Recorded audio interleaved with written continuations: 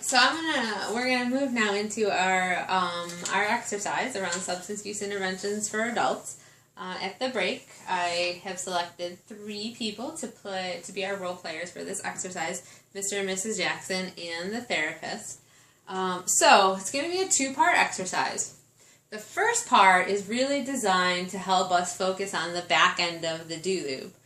So as you see on the slide behind me, assessment of advances and barriers to intervention effectiveness is highlighted. And so what we're really going to look at in this exercise is how, by assessing advances and barriers to our intervention and how effective it was, it leads us back into further fit assessment. So takes us back to the top of the do loop into the MST conceptualization again, and then helps us to improve our intervention development.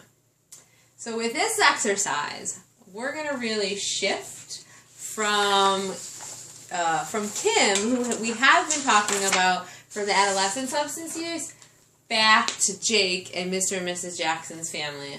I know it's kind of a quick jump, and you guys have been juggling Kim and Jake and Jose for your case presentation all week, but it's a really good exercise because you're going to be carrying 4 to 6 cases, and it's really going to help you guys to see what it's like to have to sort of keep each case separate and really think about and conceptualize each case individually. So it's good practice for you guys.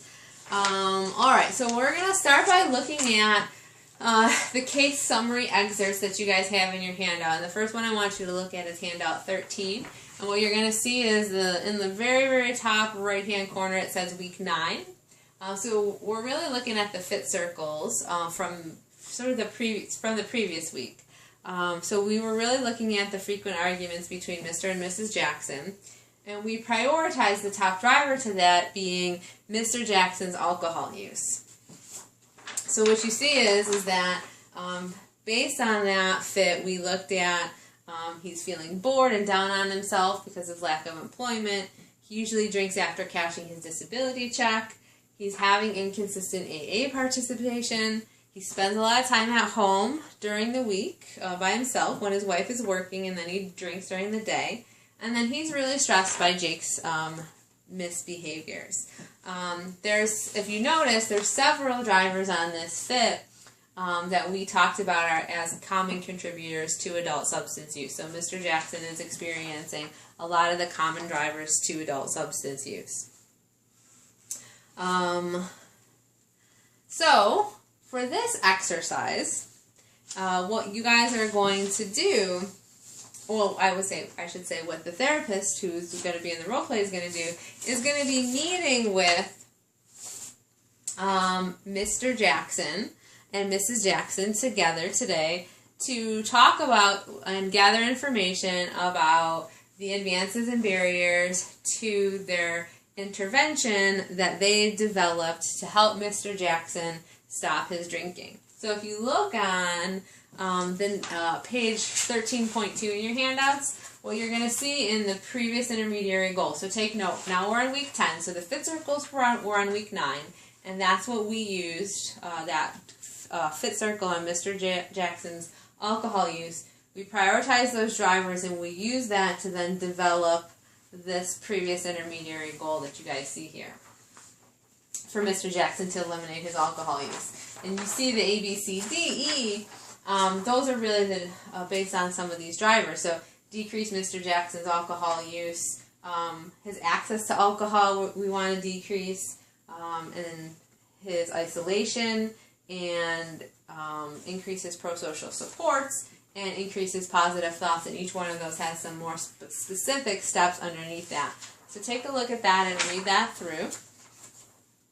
And what the therapist is going to be role-playing is going through each one of these steps and assessing with them if it was met, not met, or partially met. So what you'll see on handout 14 at the bottom are the therapist directions for the role-play. So the therapist will be maintaining alignment with both Mr. and Mrs. Jackson about the plans and avoid sounding blaming. Ask the couple how things have gone, what parts did or didn't work.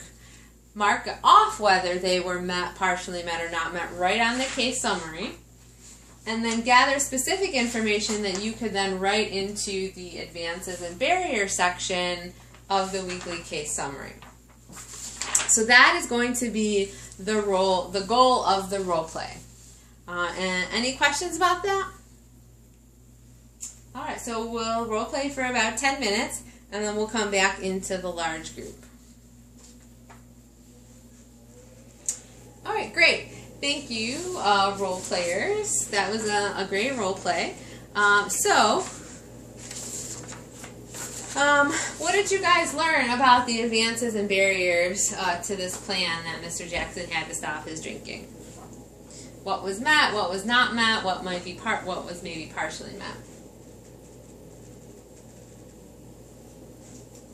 All right, great. Yep. Yeah, good. Okay. So, what I'm going to do now is I'm going to show you guys, so what we're going to do is, now that we kind of have an understanding of Mr. Jackson's plan not working, we've assessed what was met, what was not met, and what was partially met.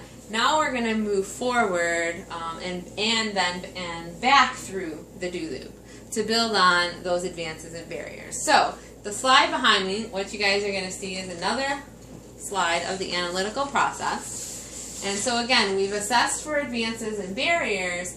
Now we're back up to the top at conceptualization of fit. So we have, based on that information, what I'm going to show you guys in a second is the fit of the plan for Mr. Jackson's alcohol use to stop not working. And what we want to do then is prioritize that fit and then develop intermediary goals that are going to strengthen our intervention. So, what you guys see in handout 15 is the fit of plan to stop Mr. Jackson's drinking not working completely. So this is what the fit circle might look like as you come out of that session with Mr. and Mrs. Jackson after you've then assessed what their advances and barriers are.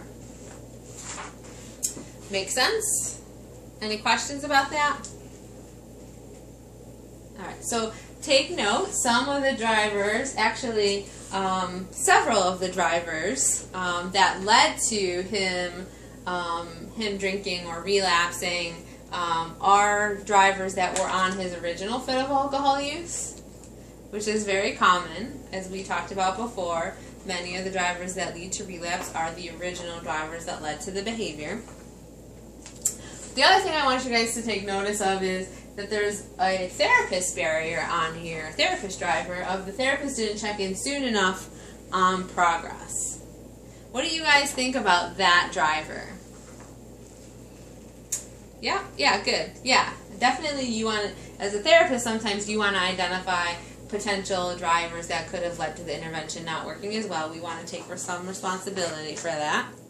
And any other drivers that you guys can think, therapist drivers that you could think of that you might want to add to this fit?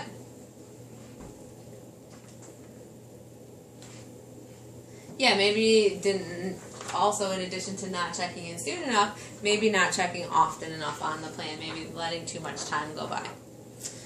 Alright, great. So, what I'd like for us to do now in the large group is really take a look at this fit. And we're going to pick two drivers.